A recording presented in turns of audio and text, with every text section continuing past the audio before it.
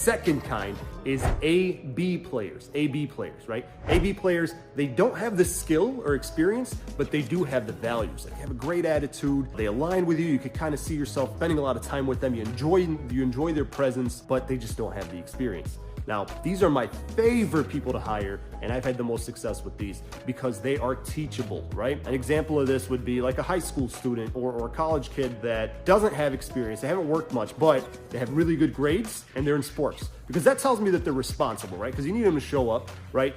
Maybe they didn't have a job before, this is their first job, but if your grades are good, that tells me that you kind of have a sense of responsibility. If you participate in sports, you probably have some accountability, right? Like you know that you have to be somewhere at a certain time. You're not going to sleep in, right? Sports typically have a lot of commitment. So those people are typically very motivated, very excited, and just grateful that you give them an opportunity. They tend to be very loyal. So I really like the A-B players. Again, they don't have the experience, they don't have the skill, they might need some time to train,